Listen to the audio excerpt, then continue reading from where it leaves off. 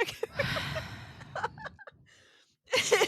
You guys do not want to know the struggle I have had For the last 30 minutes. Fuck. I'm so fucking angry, you guys.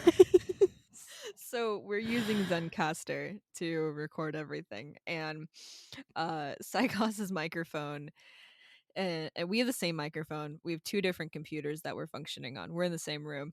And we were having issues with Psychos's microphone sounding good and not sounding good. I went from sounding crispy to muffled to crispy to muffled, and it's completely random, and I don't know what the fuck is going on anymore, and I'm so tired. We've I'm changed so who's tired. signed in. We've changed the cable that it's plugged in with, and it's just completely random on when it works and when it doesn't work. So for the last 30 minutes, we've just basically been closing Zencaster, reopening, refreshing, unplugging and replugging in microphones to try and get it to sound good. And now it sounds great, and now we're never touching it again. Until we have to record our next episode, because here's And the then we're fucking gonna thing. do that for another 30 minutes. God, no, because here's the thing. We are recording these 3 at a time. So if you heard the first episode, it's been a couple weeks until you hear this one. 2 weeks, but for us, it's been 30 minutes. Yeah. We were not dropping all 3 episodes at the same time. So these processes and how you guys interact with the episodes, we won't know until around the time that we start recording. Like, you guys won't hear our reactions to it until like the 4th episode, because that's when we'll start like picking them up. So to the one person that's made it this far, we won't know Thank you you. exist until episode 4. Yeah. Well, you won't know that we know that you exist until episode 4. Basically. And knowing us, it'll be our manager. Yeah, Who's probably. listening to it. Hi. Hello. Not gonna name you because But we love you. yeah, we're just trying to Obviously. maintain a certain degree of anonymity. This is going to be a fun episode, though, because this is the first episode that I do not know Psychos's case. Psychos knows what I'm doing, but I have actually no idea what Psychos has planned. I did not hear the story ahead of time, because when we pre-recorded the first episode, we only did the first episode and then tapped out. So, Yeah, because it was 3 a.m. on July 4th, and we were exhausted. yeah. So we will be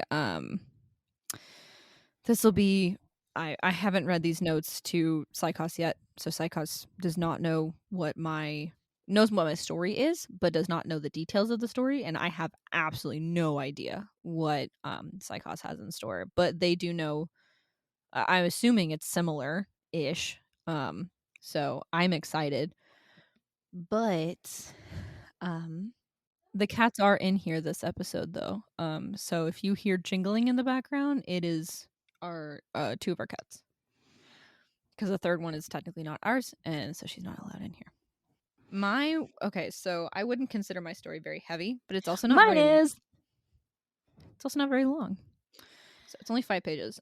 Mine isn't that long either. Again, because most of my sources were in another language that I do not. This will be a shorter episode. This will be a shorter episode, but however, my case was very, very, very heavy. So, good luck. Do you want to go first, or do you want me to go first this time? We can alternate, or we can just do heavier first. Let me go first this time, because next time you have like the heavier case and mine is sort of lighter. Okay. Because while yours does end on a lighter note, the majority of it is very heavy. Mm-hmm. And this is all heavy with no light notes. Me too. So sorry, I gotta make jokes where I can. You really do, especially with this case. Cracking open another cookie. Still working on that same thing of pumpkin cookies. Yeah, because it's only been half an hour since we recorded our last episode. Mm-hmm. Sorry, I'm eating a cookie. Yeah, your mouth is so full. Actually, that wasn't a big bite. I just stuck it in my mouth, though. Anyway. I swear to fucking God. You can't do this to me. I have the emotional maturity of a 12-year-old boy. It's fine. I know. Trust me, I know. It's almost like I live with you. Almost. Okay. Unfortunately. Another side note, Mhm. my voice does not sound like this in real life, and I'm actually really kind of annoyed with it because it is making me sound a lot more feminine than I actually am. You're a girl's girl. I am not a girl's girl. Uh, For full transparency, my pronouns are they, them.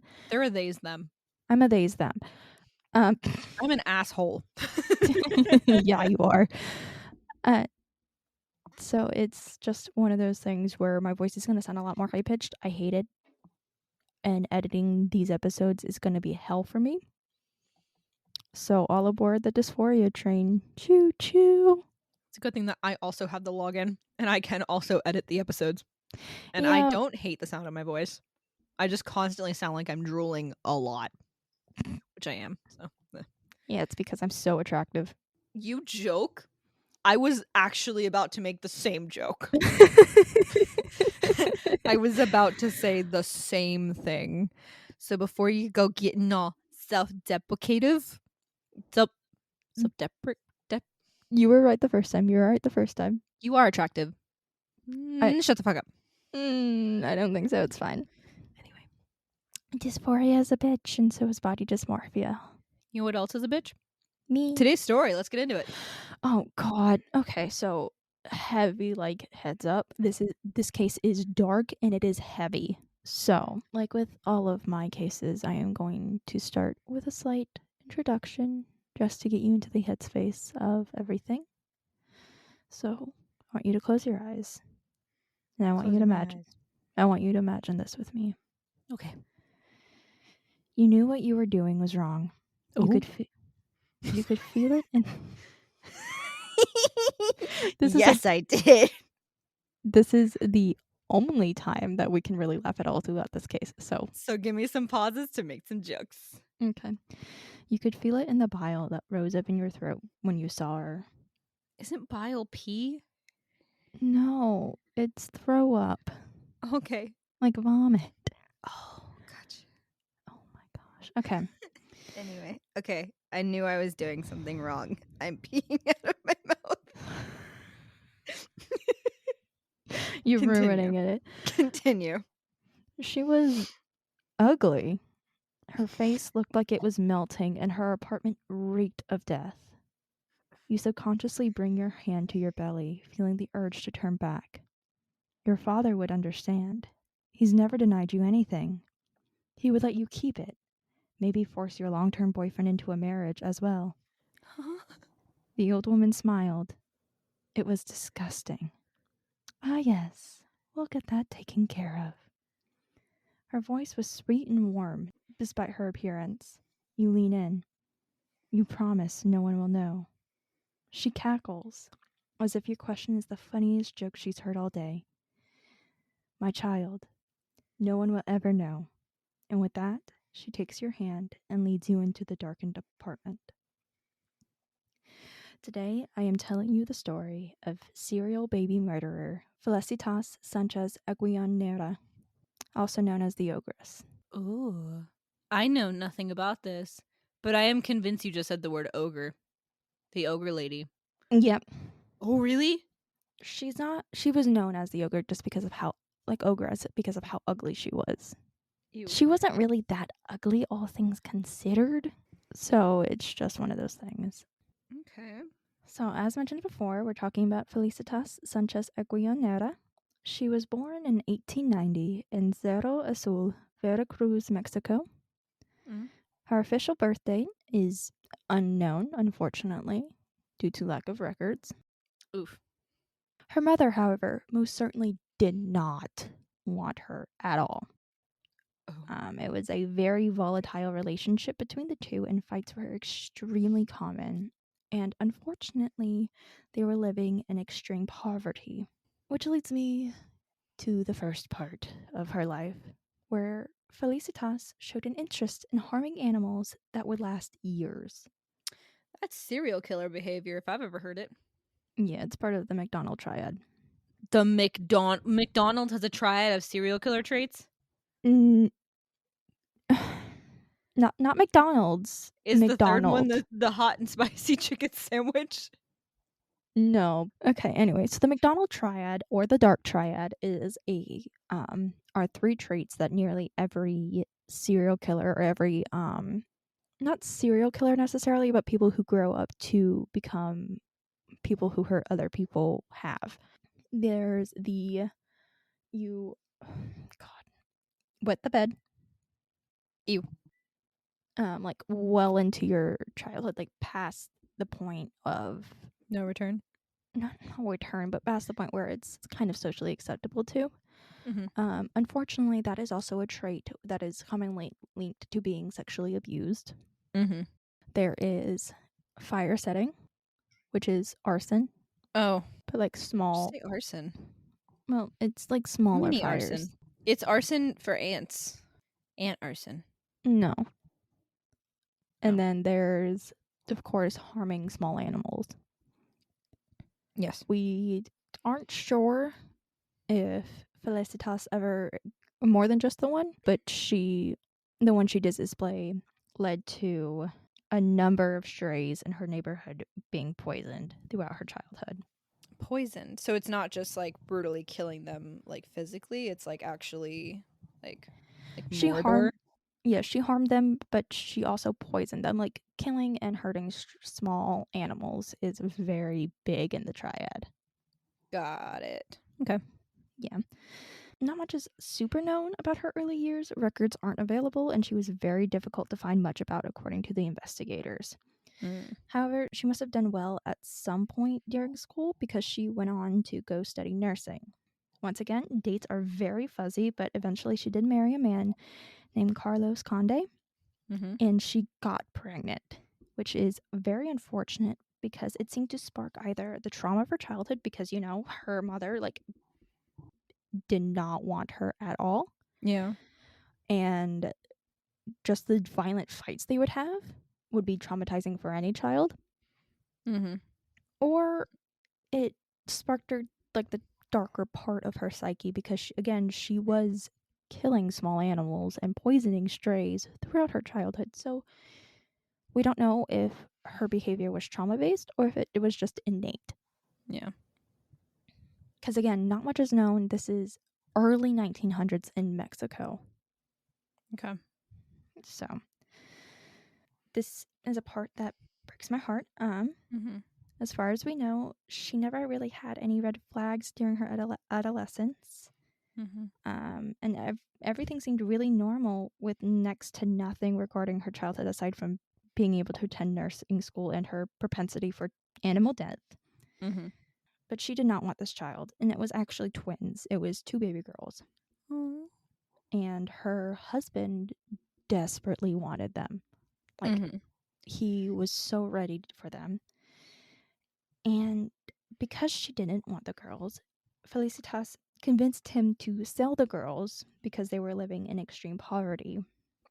Selling them to the highest bidder would allow them to be able to pay some bills, and she had no maternal instincts whatsoever. And around this time, selling children was very common. Is this so?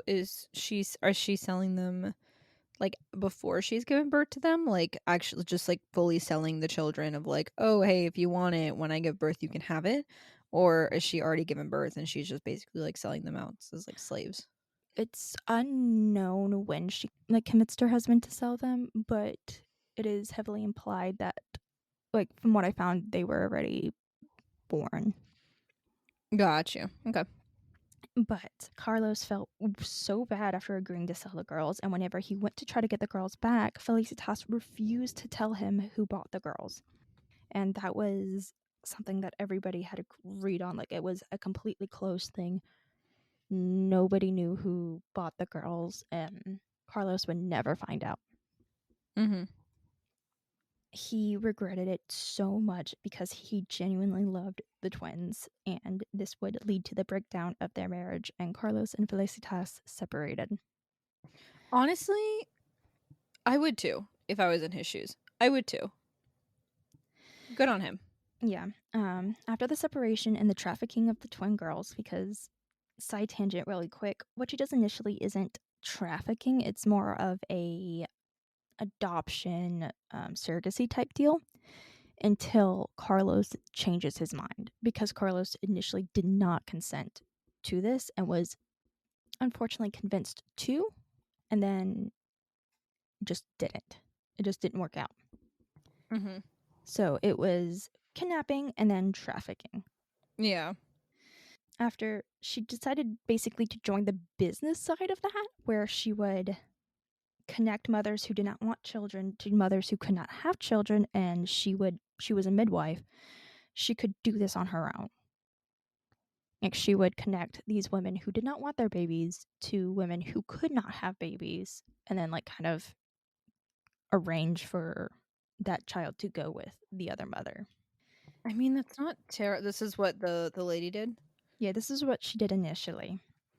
I mean, that's not terrible in my opinion. That like No. she's, like I understand that that's obviously not like a normal thing, but if you don't really have like the want or the ability to, like, I don't know what the adoption situation was at the time. It's basically adoption, but like not through a system.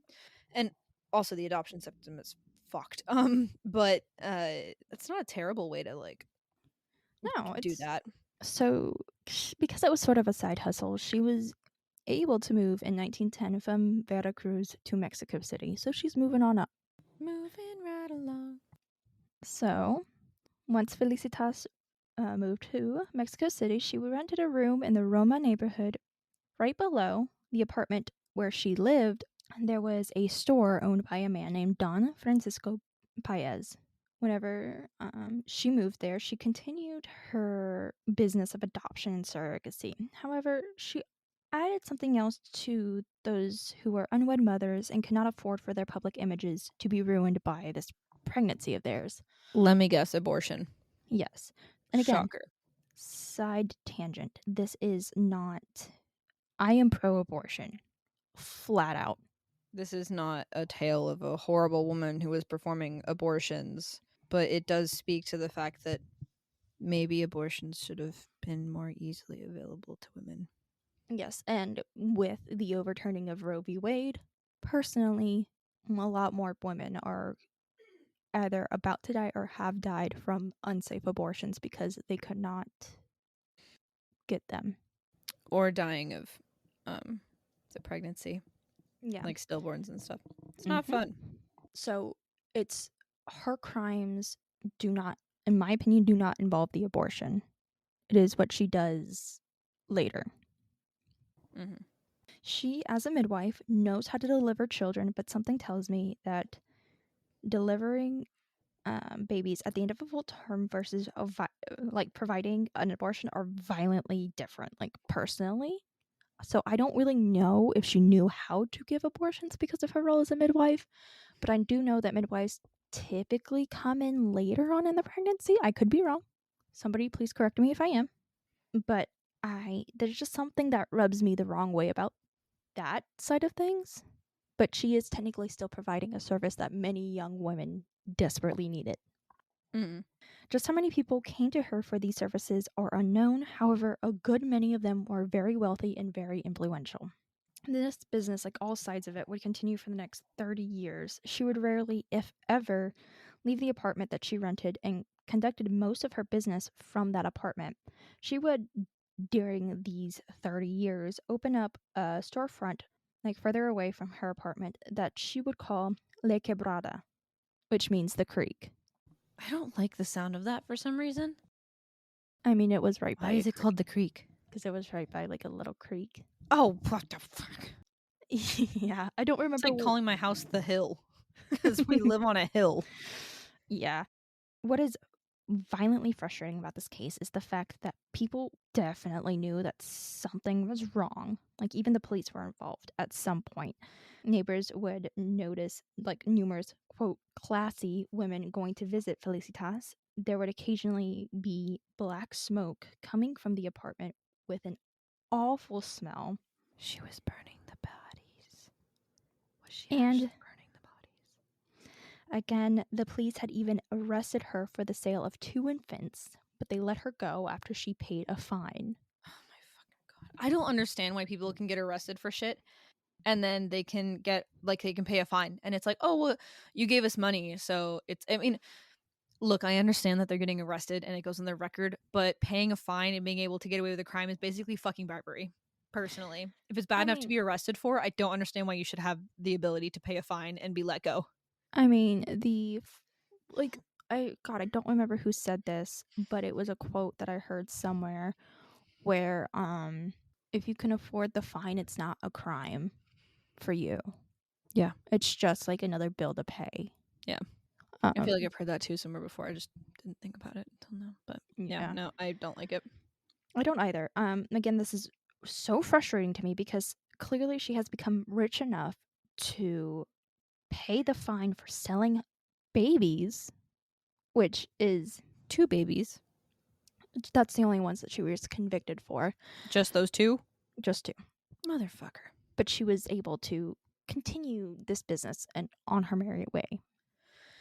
Side note, again, the abortion side of this is not what bothers me. And I'm about to get into the darker part of this. What bothers me is that Felicitas would murder the babies she delivered if they were deformed or if she could not find a buyer for them. I'm sorry, what?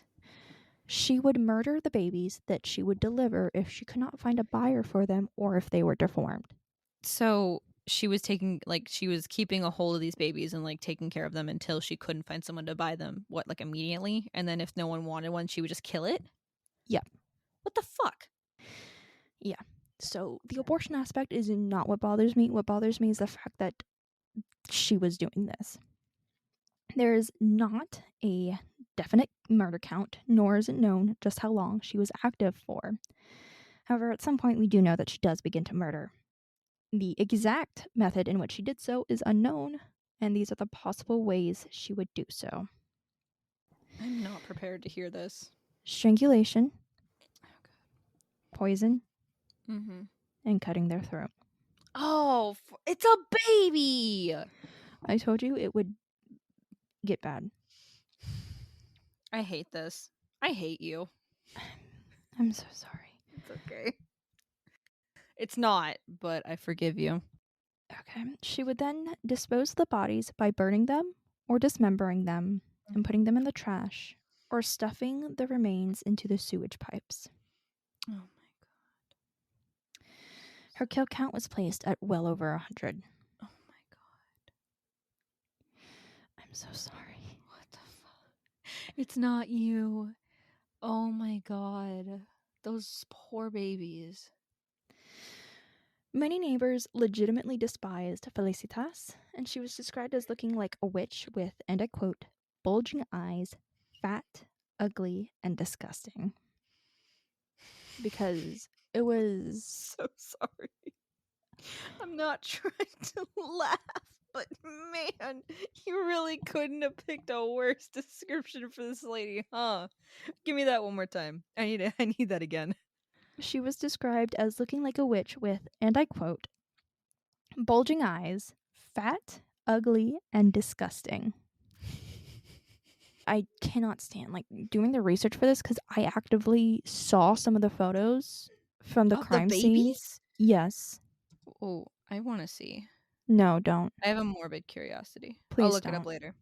Yeah, if you do, don't do it around me. I cannot. It's a good thing that we're not next to each other right now. We're in the same fucking room.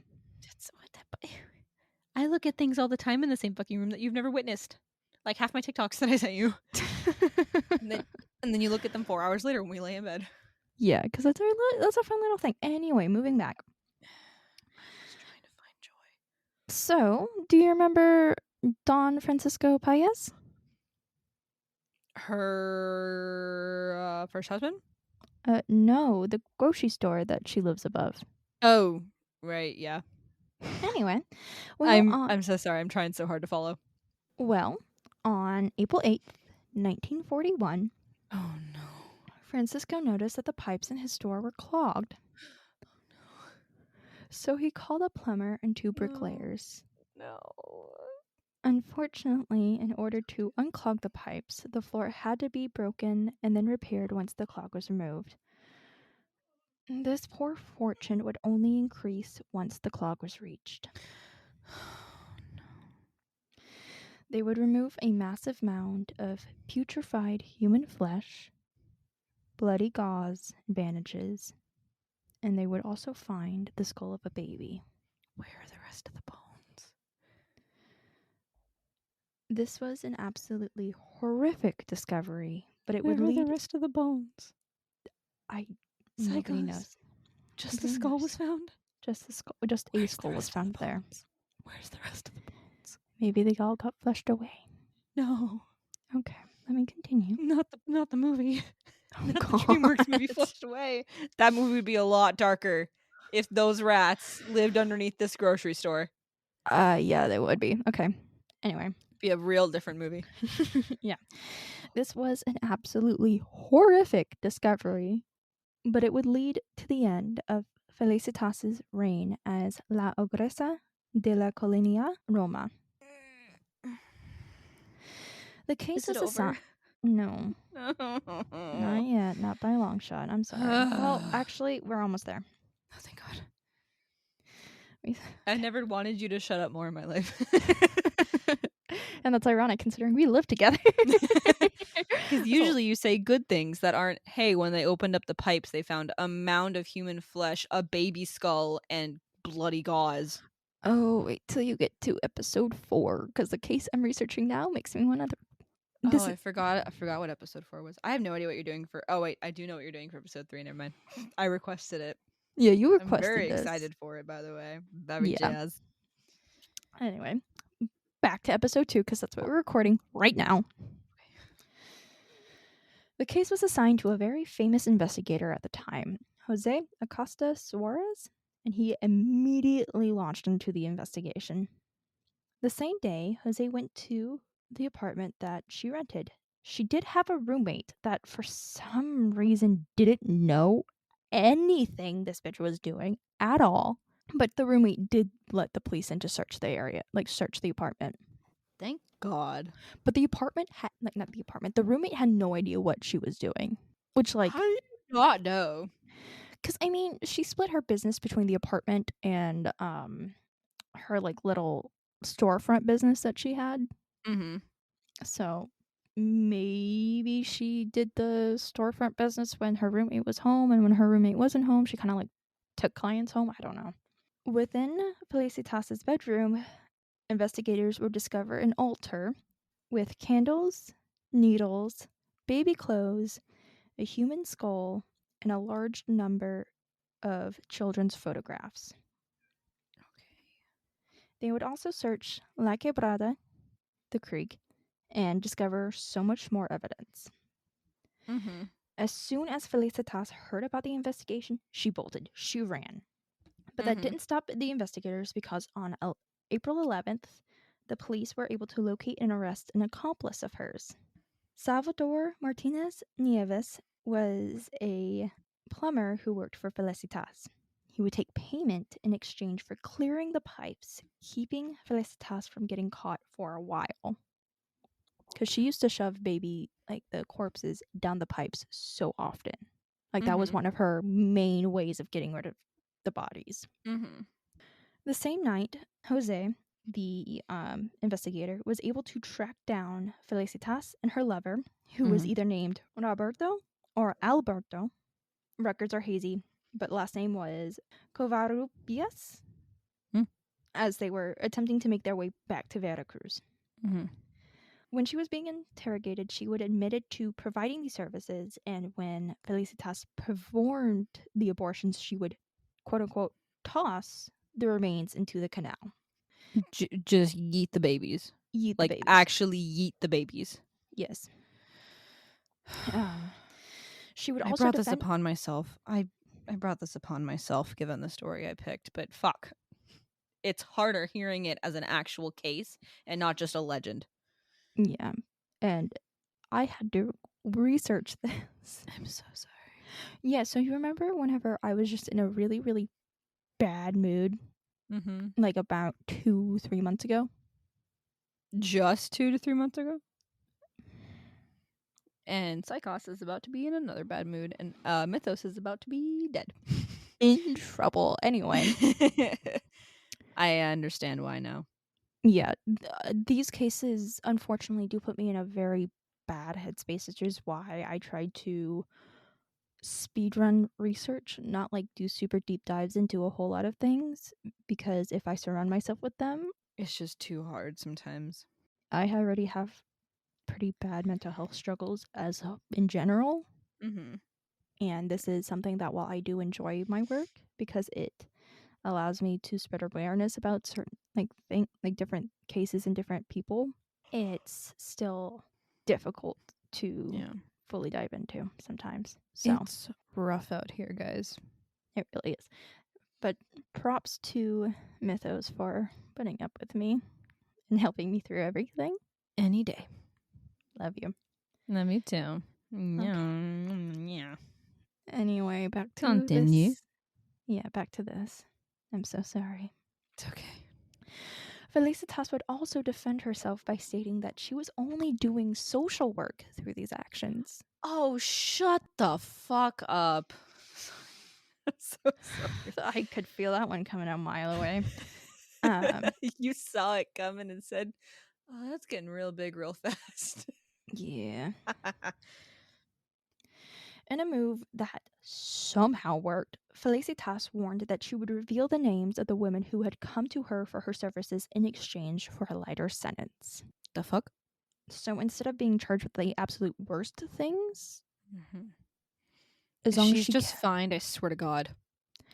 on April 26th, 1941, due to the very clear blackmail attempt, Felicitas was charged with abortion, illegal burial, crimes against public health, and clinical and medical liability.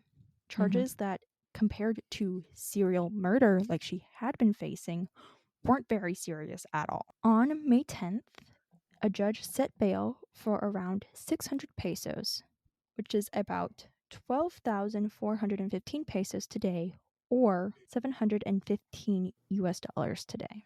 I could pay that right now. At some point while in She made prison, bail, didn't she? she did. Oh my God. Well, no, she didn't. I lied. Thank God. While in prison, she at some point decided to go on a hunger strike in order to try to gain her freedom. Good. Starve. It did not work. Go back to bed and And starve. starve. Thank you, Vine. God, I miss R.I.P. Vine, man. Yeah, I should do a case on how Vine was brutally murdered. Anyway, Is that a joke? Was that a joke? I, honestly, I don't know. Genuinely, no idea. I fully believed you up until after you said it, and I was like, wait a minute, I think that's a joke. I mean, If you couldn't tell, I'm not the smartest person in the world. I love you so much. Anyway, let's Oh my continue. God, I love you too. Is there? Never. I'll ask you later. God, okay. I'm about to get so upset, and I need you to like shut up until I get this little rant over, okay? Okay, got it. Cool. I'll shut up. In June of 1941, Felicitas was released from prison when the investigators lost the evidence. You can leave that in. My microphone was muted. I'm so sorry. I heard the fuck. Yeah, no, that's what I said. They had a whole ass baby skull. Like, how the fuck do you lose a baby skull? And the attorney general, of course, was pissed off as hell because there's nothing they could do to appeal because they no longer had the physical evidence. While they also had the confessions of her lover and the plumber, they lost the physical evidence, which is all they had tying the case together, because what it could look like was two men trying to gain one on a try to like ruin this woman's life, because nobody who had gotten an abortion from this woman was willing to speak out because it would have ruined their social standing and their family's place in society. Like, it would have fucked over so many people had just one person who legitimately had this woman's services came out. Jesus Christ. Yeah, so if you want to anyway, I have nothing to say about this. I don't. The amount of times that, like, in a case, not even cases that not even in cases that we've looked into, but just in cases in general, the amount of times that evidence has been lost, I swear to God, y'all are just like leaving it out like on the sidewalk, like for free. Like it's a fucking bookshelf or something. They just come grab it if you got a truck big enough to haul it off. Like, how the fuck do you lose a human skull? I Whatever. don't know. Have you I know seen this a is baby skull, by the way? yes, I have. They're fucking ugly. I had to look at the crime scene photos for this. Side note, humorous kind of side note. Baby skulls make me think aliens exist. I mean, aliens exist, but like human Star skull, baby, like no. baby, baby skulls are aliens. I don't know how they're so ugly. Oh my god, they're so Gosh. ugly. I think I'm I'm thinking of the right thing. Baby skulls are so ugly. I'm almost done, I promise, but you're gonna hate the ending of this. Oh yeah, there they are. They're so fucking ugly. Jesus Sorry. Christ. I looked it up. They're so ugly. If you have never seen anyone listening, if you have never seen a baby, like a human baby skull, go look at a human baby like skull on Google. It is the ugliest thing I've ever seen in my life. They look like little aliens. I hate them so much. They're disgusting. Totally like not unrelated, but like oh my god, they're so ugly. Okay. So, Anyway, I'm almost done. thank God. I'm on the last page. Okay. I'm so sorry. Oh god. How could it get worse? Anyway, the reality of her situation was that more than likely she had friends in very high places. Not friends, but her clients were extremely wealthy 9 times out of 10 and would not want the fact that she like performs services on them to get out. And her lover and the accomplice weren't in great standing with the community, so nobody would have accepted their testimony had they gone to court with the witness testimony. Mm-hmm. Once she left prison, Felicitas faced heavy scrutiny and backlash from the public, and on June No 16th, shit. Sorry. No shit. yeah.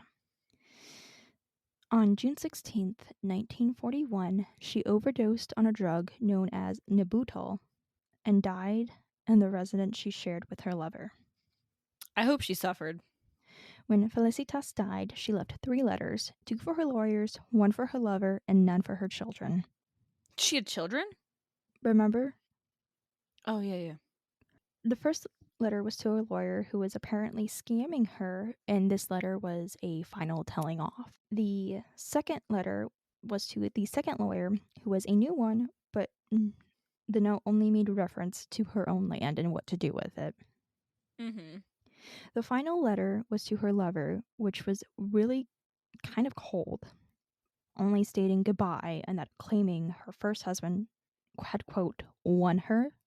And some people, like some translations, have also put this as raped her. Mm-hmm. She, at some point, also had another child with her, had a child with her lover, and this child was placed in an orphanage during the arrest of her mother, but this child was not left any notes from her mother. Mm. And this is the thing that's really going to piss you off.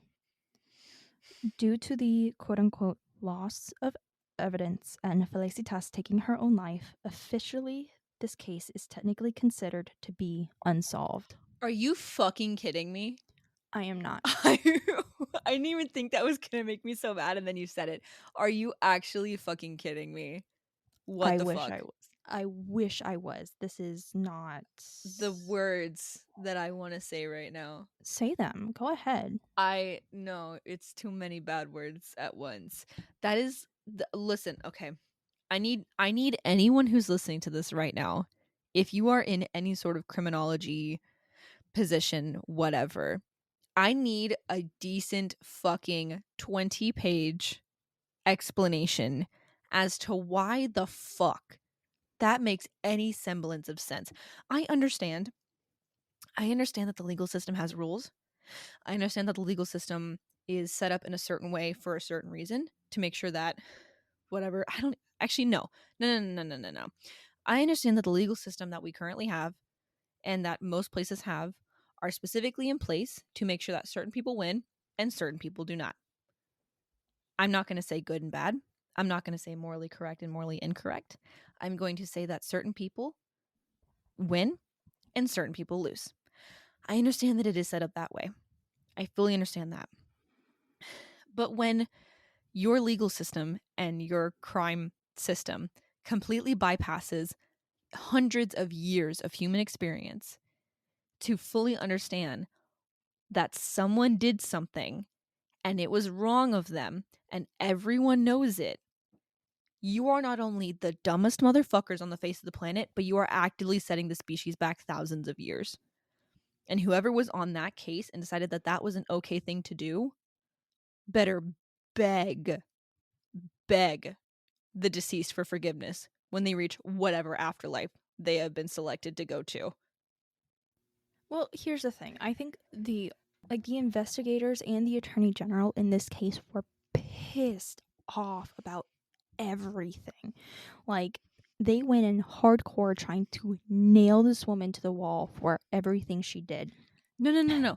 That I understand. I'm not talking about those people. I'm talking about the bullshit, low-life, incel motherfuckers who put whatever fucking system is in place to make that possible. I'm talking to those tiny ball-sacked, micro shrinking penis little bitches. God, I'm talking no, to not the them. shrinking penis. I'm talking to the little Koro bitches out there. No. You little criminology motherfuckers with your shrinking penis syndrome. I'm talking to you. Okay? I'm talking to all of you. If you think that that is a just way to go about things, then I am going to justly and swiftly end your subscription to life. I'm glad we're on the same page now. I love that. For legal Anyway, reasons, that's a joke. this is a joke. Only for legal reasons, this is a joke. Yeah. Only legal reasons. So that was my Anyway. case. Wow, I hated that. I am now more awake than I've been all day, purely on rage alone. Yeah. I still stand by the fact that baby skulls are really ugly. I'm glad you do. And I'm honestly kind of glad that It's over. it's over, because I had to not necessarily live with that knowledge, because I had blocked out most of it until I was rereading my notes earlier today just to get ready for our mass recording session, just to see what was up. I kind of want to delete my notes now, but I have to save them for like. Don't delete them because we need to save them for Patreon. But that's actually the worst thing I've ever fucking heard in my life. Thank you. Yeah, and this case, like my case from last episode, had a lot of not a whole lot of English resources. I had to Google Translate a lot because unfortunately Spanish is not one of my native languages. So, Unfortunately. no. But Unpopular opinion, I think Spanish and American Sign Language should be mandatory in schools. I do know some sign language, so anyway. I know how to say boat and dinosaur in American Sign Language. You also know how to say blue? Nope, I forgot. I do know how to say fuck you. And I know how to say what. And I know how to say emergency. And I know how to say fire. So. You also know how to sign I love you. And I also know how to say I'm sorry. I'm and sorry yes and no. And yes and no. Anyway, that was the worst thing I've ever heard in my life. I actually want to throw up and cry. Yeah, thank you. Same. So how are you feeling now that you've had a break? Well, I got food, and I'm surprised I'm eating it because I immediately wanted to throw up the moment that we hit stop on the recording. So, yay! I'm really nauseous because I usually don't get affected by stuff. I think the older I'm getting, the more I'm getting affected by stuff. But I actually want to cry. I actually want to feel tears coming up. It's so hard to think about. Yeah, I want to do a study on what it is where people who are younger are like, hey, this actually doesn't really affect me. Haha. Ew, I'm so quirky. I think it's maturity of I don't know. I don't know if it's maturity or if that like age range of people are just genuinely like Desensitized. desensitized to it, and then eventually like the empathy, because empathy is something you do have to learn after a bit. Yeah. And Some people never learn it. Yeah, some people never do, and he's back on the bed. Yay. Jingling Good job. around. We love Bills. Hopefully he'll fall asleep. Maybe. Right now he's looking for a place to perch. Yeah. My computer stand is not the place to do that, sir. And he's in the barbecue chips. Bells, no. That's not for you, Bells. No. Okay. So Continue, I'm gonna eat. Yeah, so it just feels like some people are just, I mean, and then there are some people who do have true crime content be their main source of income and main job, and they like never get affected by it, and they're like constantly cracking jokes throughout for like, but like for not for any awkward reasons. They're just awful human beings. Not naming names, but I am naming a situation. Like, why would you put a child's autopsy photo up behind a paywall? I do not know about this. I do. I'm not getting into it right now, but not getting into it super heavy right now, but basically a YouTuber who does true crime content for a living put a autopsy photo of a child from a very recent case up on her Patreon. This isn't someone we... No, this is not somebody we interact with. Okay, thank God. Yeah. That is to say that there are ethical ways of doing these things, and I think fully getting into them, like fully getting into this side of things, is starting to make me realize that a lot of people who do this are either extremely jaded or are very good at compartmentalization, or they just don't have a soul sometimes. Or they have a really good therapist. God, my therapist is gonna have a field day with this shit. I think that's why so many like true crime people are sponsored by BetterHelp or like one of the many Get a Therapist apps. As awful as some of those apps are, I think that's why they're mostly sponsored by them. Yeah. Sorry, I'm shoving this in my face. It's a lot of pesto, though. There is so much pesto on this. I think it's chicken.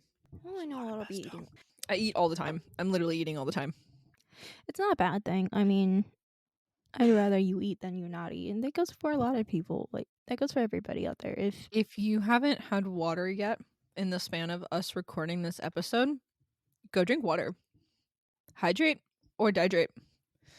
Please drink water. Please straighten up. Please take your meds if you haven't already. Hail hydrate. I don't Hail know if hydrate. that's a thing outside of the one job I had. So, if you know where that's from, no, you don't.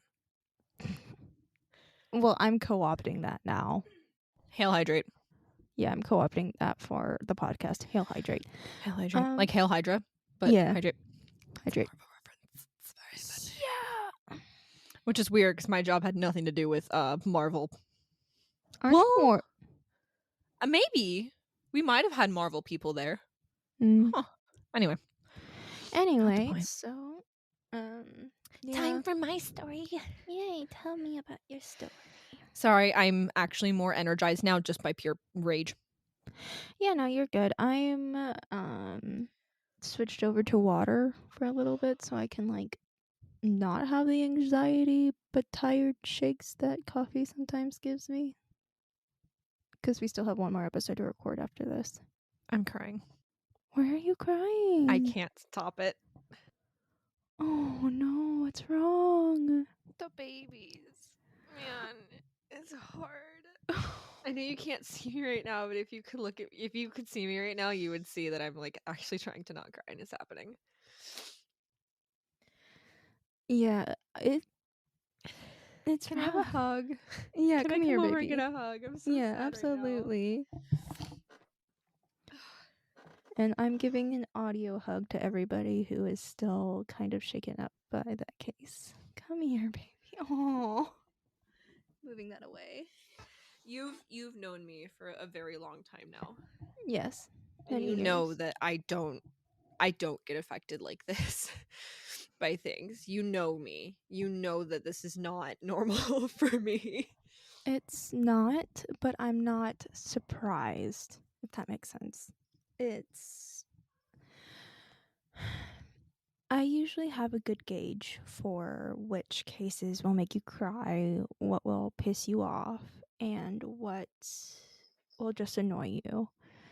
The case from the first episode was one that I knew would piss you off, but it felt too similar to what we were doing to pass up.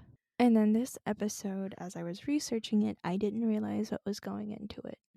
And once I hit a certain point, I knew that this was going to be a rough one, but I wanted to continue it because unfortunately, there are many people like Felicitas out there in the world right now, and they haven't gotten caught yet. And I'm trying to figure out how to word this, but just putting a case like this out there, in my opinion, makes it so more people can recognize certain signs of something awful happening.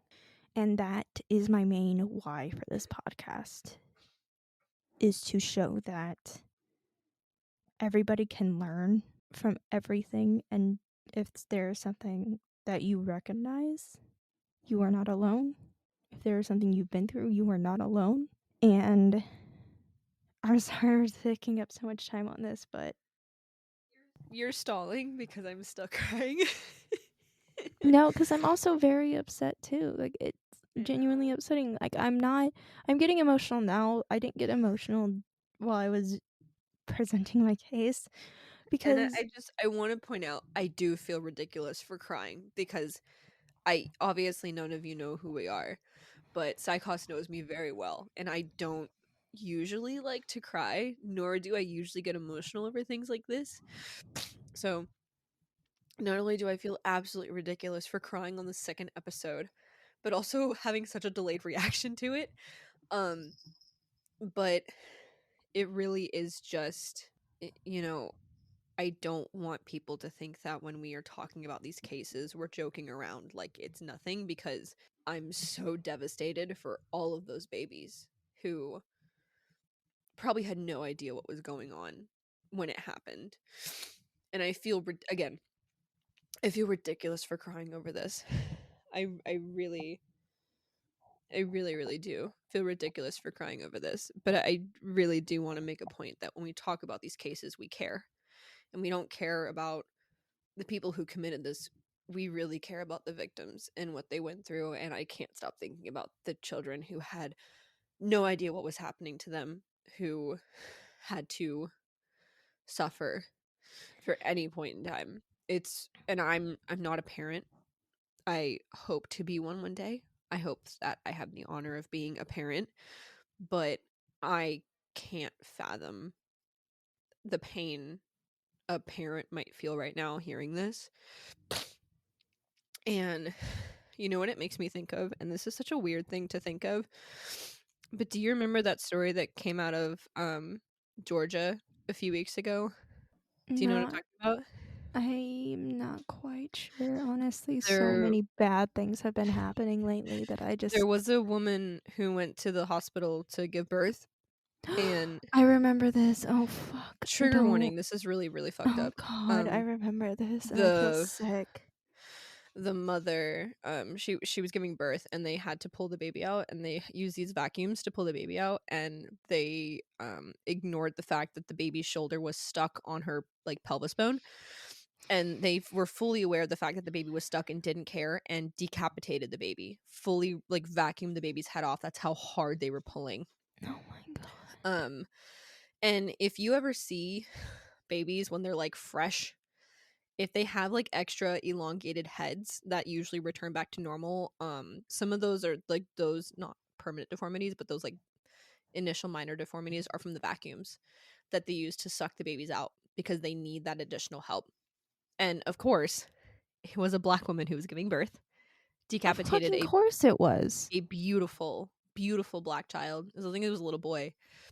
Um, Oh my god. and it's just reminding me of that. Like, I hear these things, and then it gets put into perspective on here, and it hurts. So I'm so sorry it's taking me so long to like get over this, but I'm I'm processing the entirety of what you just said right now. After I've And stepped away, I changed into a sweater just to feel something. and that's perfectly fine. None of these cases like this hit people differently.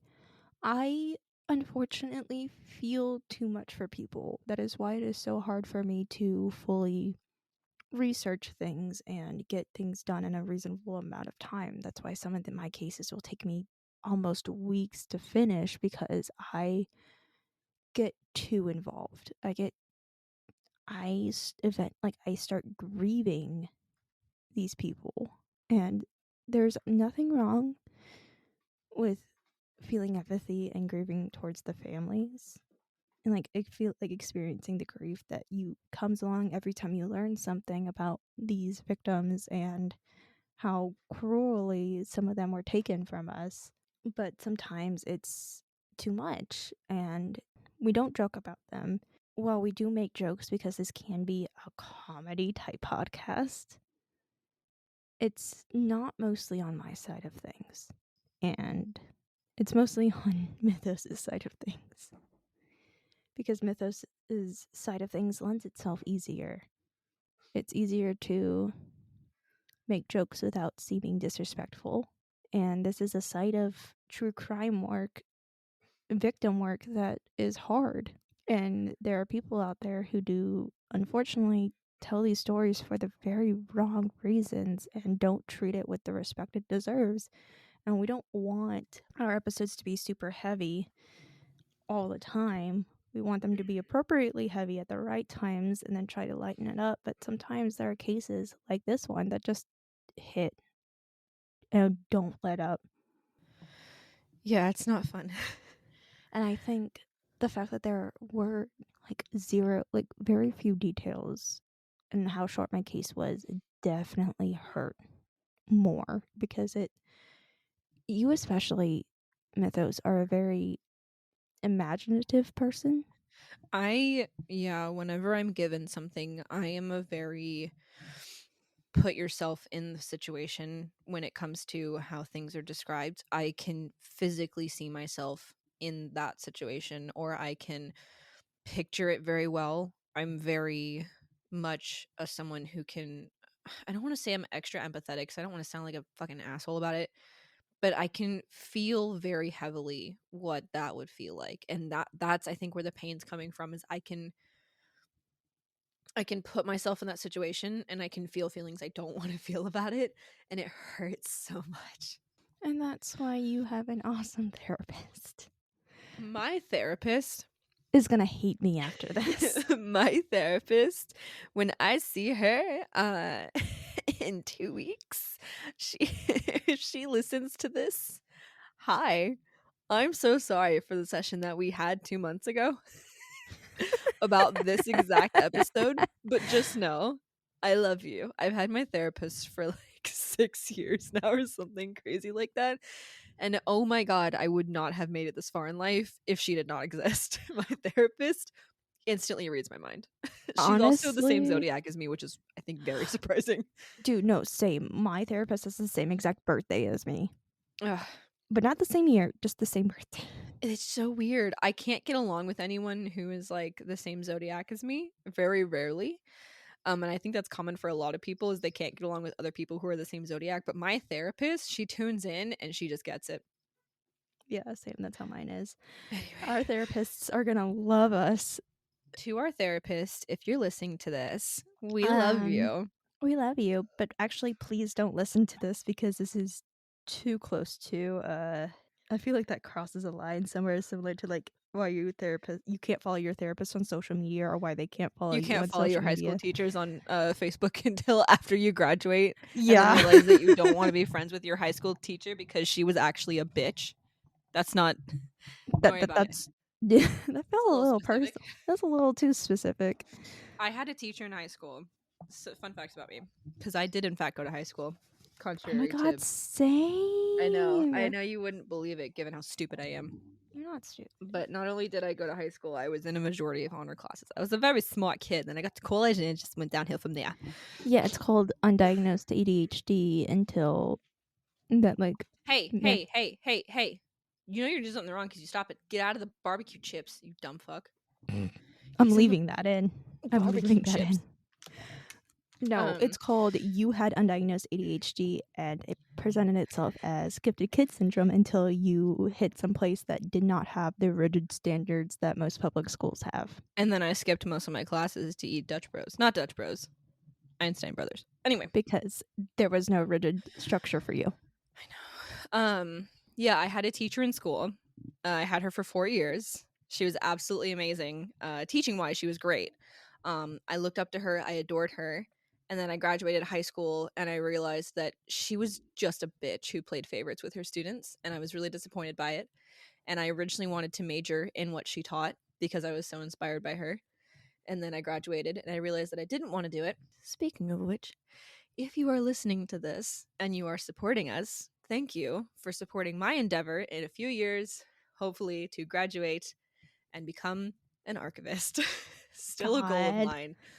Yeah. Which, look, if I go back to college, when it stops being fucking expensive, and I go back to school for anthropology and become like get the degree you would need to become an archivist, it would assist with the research greatly.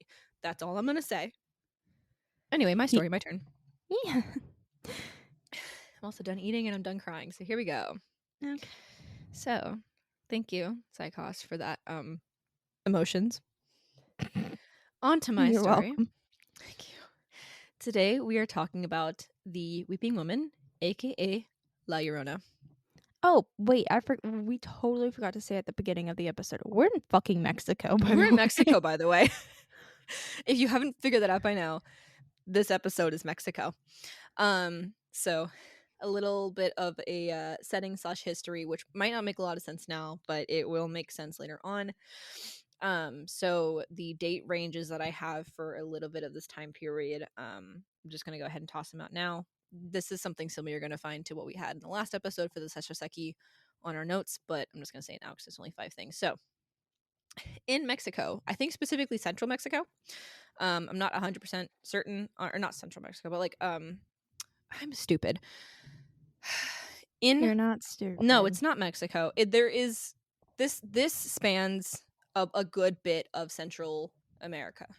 All right. So the dates that I have for you guys as far as history goes. So the Olmec Empire, and I want you guys to listen very carefully to the words that I'm about to fucking say. Okay. The Okay. Olmec Empire existed from 1600 BC to 400 BC. The Maya civilization existed from 250 BC to 1697 CE. Separate area. The Toltec Empire existed from 674 to 1122. And the Aztec Empire existed from 1325 to 1521 CE. Are we all on the same page here? Okay. Thank you. So the Aztecs were the shortest empire of the list. The Maya civilization and the Aztec civilizations did not disappear. Maya and Aztec people still exist to this very fucking day. Thank you for coming to my TED Talk. Yeah, the empires fell, but the people still exist. Also, they did not just vanish for no reason. There were droughts. They moved from droughts. And also just the culture disbanded and spread around. They didn't just suddenly vanish and leave us with calendars that predicted the end of the world in 2012. Yeah. The areas that they existed in, they needed a lot of water and they didn't have a lot of water, which is why you'll also find that there's a lot of water deities that they pray to. Anyway, I feel like that makes sense because it is like literally on the equator. Like most of these like empires were on the equator, so it's very hot there, so they would need a lot of fucking water. Yep. So we don't have a really in-depth history about the we'll get into everything else later, but first we're just going to jump into the information about La Llorona. So La Llorona can be pronounced 2 different ways. It's La Llorona or La Llorona. I've heard it said 2 different ways. I think it depends on what dialect you're speaking. I've also heard it said La Llorona in talking, but in that song that I'm obsessed with, she says Llorona. So I think it depends on where you come from, what language you are speaking. It's different depending on where you're from. Yeah, I feel like that one's like a very regional thing. Like, Sorry, just slammed my microphone against my laptop. don't do that. You heard that, I right? don't think so. Um, Slammed it really hard. ouch. But I do think it's a more of a regional thing because whenever I was taught, it was like the double L was you, like Y, like a Y sound. But I do know, like the song that you're obsessed with, they do pronounce the double L as a J sound. I am actually going to go ahead and drop the name of this song now, and I'm going to drop the artist as well. I listen to this song every day. I'm obsessed with it. I don't speak a lick of Spanish, and it's the most beautiful thing I've ever heard in my life. I will also talk about the song later on. I'm going to talk about the song in general. There's different versions of it, but the version that I'm listening to, it's La Llorona is the song, and it's by Carmen Goett, Goett. I'm probably pronouncing that wrong. Absolutely amazing. She also has a cover of Phantom of the Opera on her Spotify, and it is beautiful. It's in Spanish. If you want some good Spanish singing, she's amazing. I found it on YouTube. The music video is also beautiful. 10 out of 10. Okay, La Llorona. So, La Llorona, I'm going to call her Llorona. La Llorona appears as a woman with long black hair and black tears streaming down her face. She is usually wearing a white dress and a veil, sometimes a wedding dress, sometimes just a basic white dress. I've also seen her depicted as wearing a black dress with a black veil, but it seems like the most common depiction is with a white dress. She is known to walk near waterways and rivers or the streets of a town near water, specifically at night. She is said to steal children that she finds at night. Another one of her abilities that I couldn't find a source for, but I do know it's a thing, is she screams, and her screamings get quieter the closer she gets to you, and louder the farther away she gets, which is terrifying. She cannot enter locked or closed doors, and she doesn't enter houses. She typically just roams outside, doesn't usually come inside at all. We doing good so far? I feel nervous saying her name this often, by the way. I do too. Important thing to note, this might place me a little bit, but it's fine. Growing up, I had Cuban godparents who not necessarily, they didn't really have a version of La Llorona, but they did tell me her story as a way to get me to shut the fuck up and behave. So my ass is terrified because it's not a story they grew up with, but just running in those types of circles, once they did get to America, they picked it up and they used it very effectively against me and my siblings. Yeah, I think I mentioned it later, but it is tend to be used as a cautionary tale. I think I go over that in modern culture, but it's a wives' tale typically to tell kids to be good or La Llorona's gonna get you. So. Yeah, no, my yes. Also, Growing up, if you've made it through this episode so far and you continue to make it through, I have movie reviews for the La Llorona movie. yes, I forgot At the end about of this. these. They are amazing. I only specifically grabbed the ones that were written in Spanish and translated them using Microsoft Translate. Thank you, Microsoft Bing, for having that added into your browser. Anyway, the early colonial records provide evidence that she was pre-Hispanic, originating in the Central Highlands. Her story is commonly associated with the colonial era and dynamic between Spanish conquistadors and indigenous women at the time. The basic story is a woman named Maria was bound to Earth after killing her children, doomed to seek their souls. She kidnaps kids, mistaking them for her own. There's a lot of variations of her story.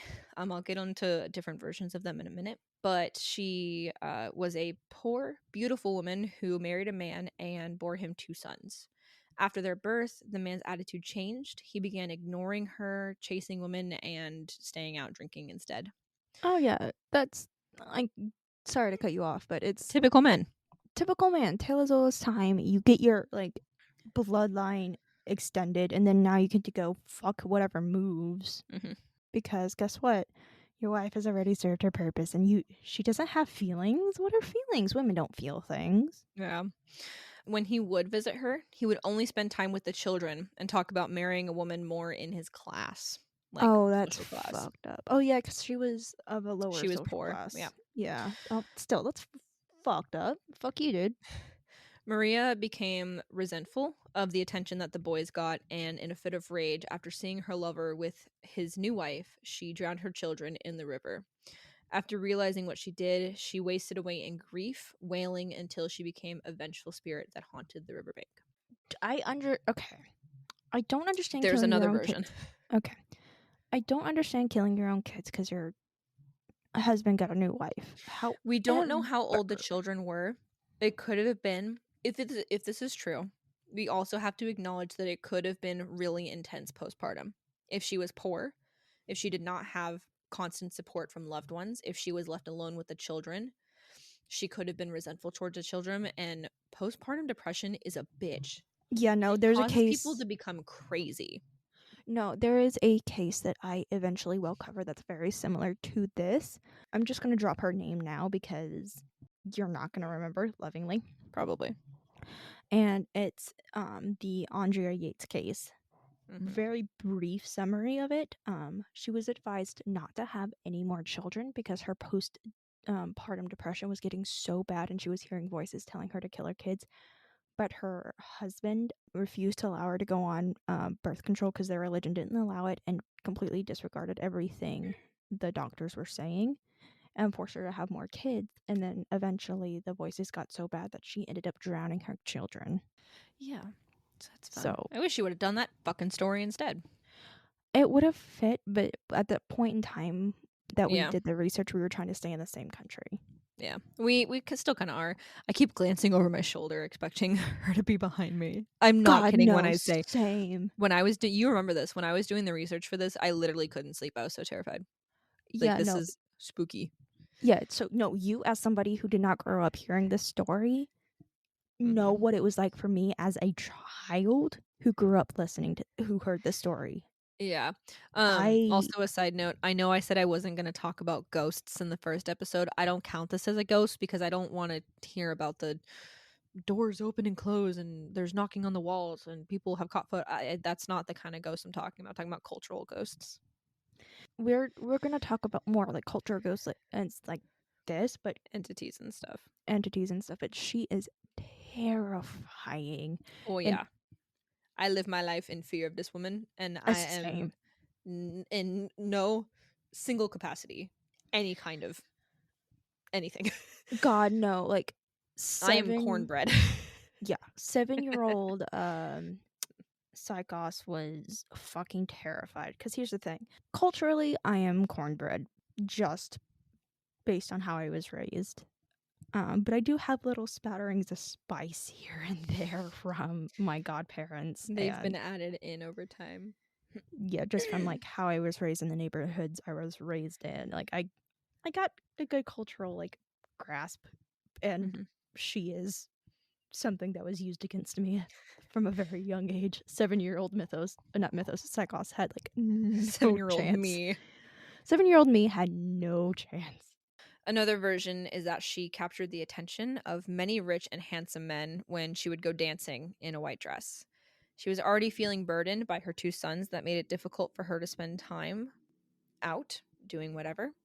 She neglected the boys who were found in the river, either killed by their mother or just by neglect.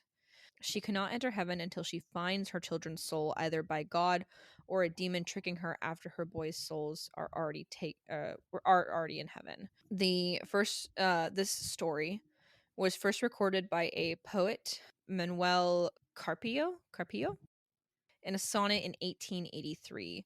This version varies significantly from the oral version of the legend. In this version, she's murdered by her husband. She was named Rosalia, lived in the same town as the narrator, and was killed by her criminal husband.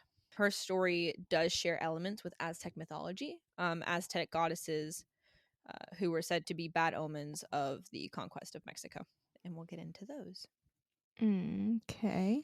So, the first one is the Snake Woman. It is pronounced Siacotl. She is associated with midwives and with the sweat baths where they practiced. She is the protector of the Chalmeca people and patroness of the city Culhuacan. I'm probably pronouncing that really badly. She is the mother of Mixcoatl, who she abandoned at the crossroads, or a crossroads. Tradition said she often returns there weeping for her lost son. I couldn't figure out why she abandoned him there. There's a whole mythos around her, but I just couldn't figure out much about her. These deities are not very well researched, by the way, in general. It was kind of hard to find information. I looked. But unfortunately, most of the videos that I could find were either really edgy people or completely in Spanish, and I didn't have the resources to translate. Yeah, that's fair. I've lost almost all of the Spanish that I had picked up for over the years, which is why like I relied so heavily on like the translating apps that I did. And it makes me so sad. Yeah. Siacotl ruled over the Siwatateo, who were souls of noble women who died in childbirth. They were said to be found at crossroads crying for their children. At the time, it's, I think, believed that women who died in childbirth were considered warriors. They were held in high regards, which is why they had such a important goddess watching over them. When Spaniards arrived, they took the belief of Siacotl and modified it, giving to the legend of La Llorona. The other deity that I have here, I did not find a pronunciation for, so I'm not going to use the full name. I will leave it in the description, but I'm just going to use the English translation, which is the jade skirted one, like a jade skirt. The jade skirted one is an Aztec deity of water, rivers, sea, streams, and storms, associated with fertility and the patroness of childbirth. She belongs to a larger group of Aztec rain gods. She was the wife and sister, wife or sister of the Aztec god of rain, Tlaloc, sharing many attributes as they are both water deities. But she's more associated with groundwater. She's also the mother of the moon god Teki. No, not even going to try it. I'll leave it. We're going to call him Tech. Sorry. She's the This mother is of the moon not god Tech. Yeah, this isn't out of disrespect. It's just that we don't have the resources to accurately know how Pronounce these these names, and are I'm not even pronounced. kidding you. I searched heavily for pronunciations on these names, but some of them I couldn't find. I tried listening to videos that were in Spanish and picking out the parts where I thought they were pronouncing the name, but some of these I couldn't even find. She's also thought to protect women and children. She's often associated with serpents, as most water deities tend to be. It's thought her association with water and fertility speaks to the Aztecs' association with womb and water. So the, water of the womb, all that fun stuff. I'm gonna be 1,000% honest. I fucking hate that quote. It's the blood of the brotherhood is thicker than the water of the womb. Yeah. You No, know that, right? blood of the covenant is Blood of the thicker covenant. than the water of the womb. However, the shorthand of the phrase "blood is thicker than water" has been used against me so many times, I think it's and a I bullshit story hate because it. the original saying is very true. Yeah. Anyway, also blood is not thicker than whatever. Just um, continue. she plays a dual role in Aztec mythology as both the life giver and the life ender. She was credited with being involved with the death of those who died in drowning accidents. She also presided over birth rituals and bathing of sacrificial victims. Run that one by me one more time. I did not process. She was credited with being involved with the death of those who drowned, and she also presided over birth rituals and bathing of sacrificial victims I mean, yeah. because she presides over water and death. Okay, that makes more sense. Water was very important to the Aztecs, I think, because of the area they lived in was so dry and they desperately needed water. Yeah, and that's like something that's really fascinating about um culture as like a whole. You can see where their priorities kind of lied with like their like deities that they heavily associated with. It's almost like this is why it's so fascinating to me.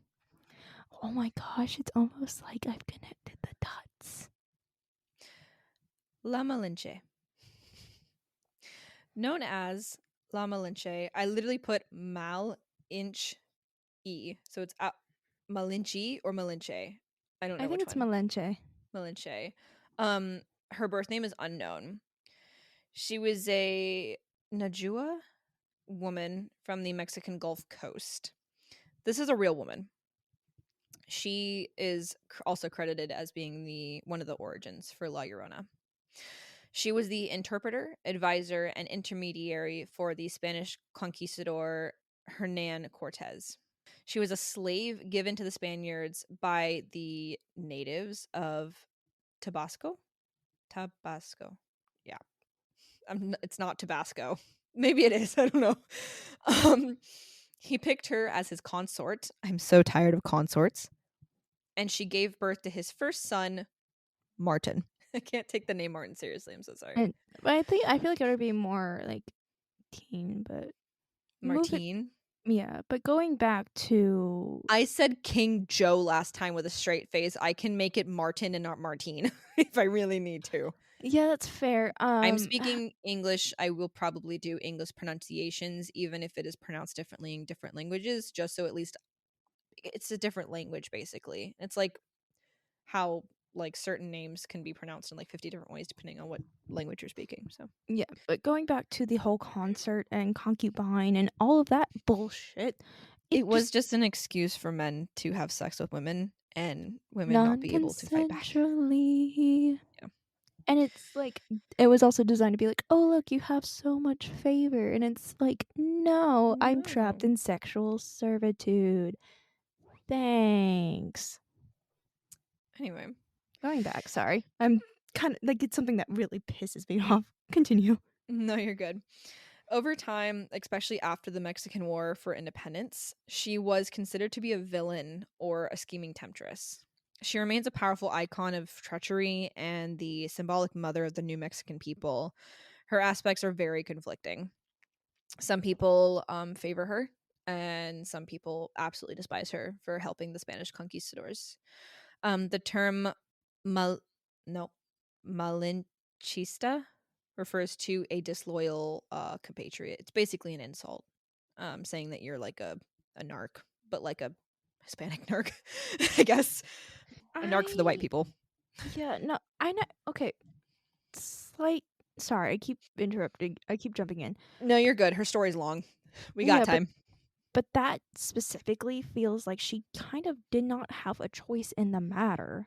We'll touch on that in like 2 sentences. I promise. Okay. Because we're about to get into her full storyline. Okay, sorry. I keep like I'm like No, this you're is good. You're good. men and their bullshit. She was thought to be born around 1500, but no later than 1505. She was born in a city-state, Altepelt. No, I don't know. Altepelt. Probably not it. Altepetal, maybe. I don't know. Petl is how it ends. Of Mesoamerica that was located on the band of a river. I'm really sorry, guys. Some of these names I can't find translations for.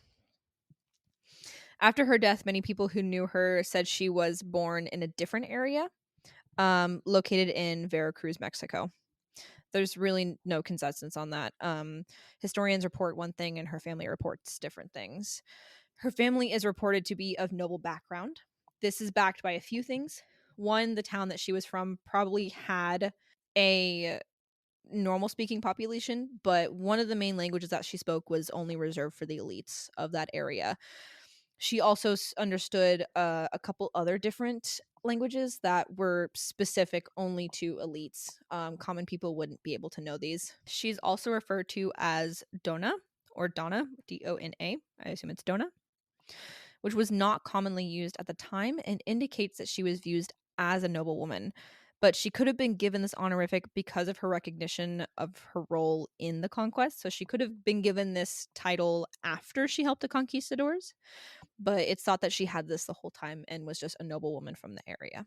She was either stolen or sold as a slave between the ages of 8 and 12 years old.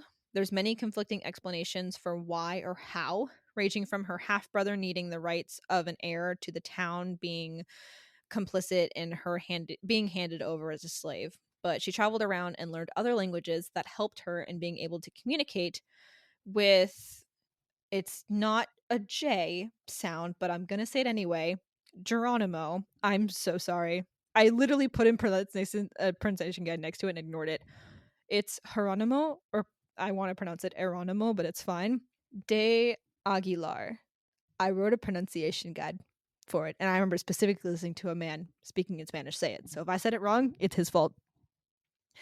Don't blame the man when you forgot that you put it in the pronunciation guide and then tried to pronounce it regardless. That's on you. You got regardless yourself sibling. regardless of what the actual reasons for were, she was basically traded around as a slave, regardless of how she entered into slavery.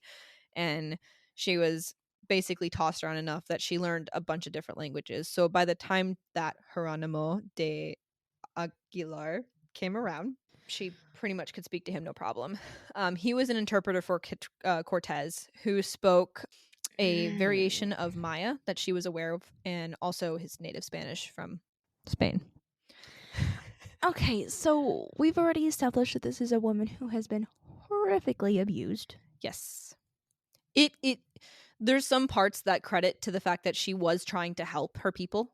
There's also parts that are, I mean, I we'll can get see. into it. Okay. I promise we'll get into it. I know you're mad. Give me 2 seconds. God. Okay. I'm She just gonna worked as shut an now. Sorry. She worked as an interpreter for a majority of the people that they came across, and she's held in high respects by select groups of people in history because some of them even claim her as the real conqueror of Mexico. In modern days, she's considered a mother and has been adopted as a symbol for duality and complex identity. Some recast her as a victim, a woman caught between cultures and forced to make complex decisions, who ultimately served as a mother of the new race, mestizo. Mestizo? Whatever. I don't think I added it in here, but I do remember there being a point in time where I was researching about her, and I I remember reading that they spoke a language together, but she also wasn't that incredible of a interpreter at times. There was one point where they went to a certain city and were able to speak to those people, and they had one person who could speak her language and their language. And then they went to another city, and those people did not speak any language she spoke, but they spoke the language of the city they went to the first time. So there was one point in time where they had 4 people interpreting. One person would speak to person 1, that person would speak to person 2 in a shared language, person 3, her, in a third language, and then she would speak back to Geronimo in the language that they spoke mutually, and then he would speak Spanish to Cortez. So while she was an interpreter and did help a good bit, there were points in time where it didn't seem that she was all that necessary. There were also points where it was recorded that she would actually tell the people in the language that she spoke, shared with them, that Geronimo did not understand. She would tell them that it was easier just to accept that they were there, because if they didn't accept it, Cortez would just slaughter them all. So it was said that she at least did warn the people that these people they would not win against. That's fair, I guess. Sorry, I'm trying to catch my breath. You're good. Like, I I under I feel bad for this woman, and I feel bad for the fact that it sounds like for most of history she was completely demonized for things that were genuinely outside of her control, and she just wanted to help with as little death as possible. I think in more recent times she has been considered not specifically for the complexity of the identity of a person, but how complex it is, probably as someone who is Mexican specifically, to maybe have to accept certain things in order to keep what you have. I think the complexity of whether she is considered a villain by history or a savior by history for warning people ahead of time, that complexity might be the reason why she's been adopted into more of a positive aspect, especially by younger generations. It seems that older generations still have a huge grudge against this woman, which I understand as well. But there is a little bit of a debate over where people stand with her. Newer generations seem to adore her, or at least see her as some kind of symbol or a victim, whereas older generations just despise her. Yeah, but it's one of those things where I just realized that I didn't finish my notes on her, and I actually literally talked about that exact thing in the next 2 bullet points. Shall we get there? Yeah, let's go. In the main Mexican dialect of Spanish, the words malinchismo, nope, whatever. The malinchista, probably the male and female version of this word that I'm probably butchering. They're used to refer to someone who denies their cultural heritage by preferring foreign cultural expressions. So basically, people who turn their back on their Hispanic culture, specifically Mexican culture, in order to fit in with more Anglo-Saxon aspects. It might not just be white, but it could be any culture, but turning your back on that to fit in more. Some people consider her to be a woman who saved their people from the Aztecs, who ruled over them and demanded tribute from its inhabitants. Others credit her with bringing Christianity to the New World from Europe and convincing Cortez to be more humane to people. It's also considered, though, that without her help, he wouldn't have been as successful, and the Aztec people would have had enough time to prepare for war. So there's that. That is the last that I have of her. I do think that her people were ruled over by the Aztecs, specifically the Aztec Empire. I can't really find if they were part of the Aztec Empire or just the Aztecs took over and they were just kind of roped in with it. And there are arguments to both sides of this story. It's not my place. But any final words on her before we move on to La Llorona and modern culture? I feel bad for her because What the fuck was that? what? You didn't hear that? What did you hear? It sounded like a cat meowing. No, I But didn't. terribly. It might have been my chair because I am like Maybe. leaning in it. Or I'm about to die. Check Either on one you. works, man. I can see myself in the mirror, but I don't think she has a reflection.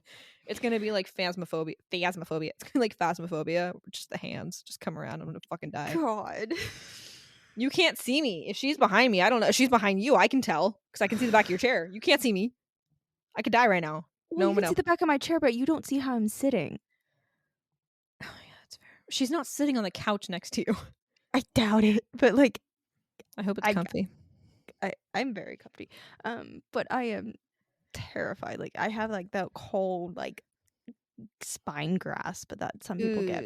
Ugh.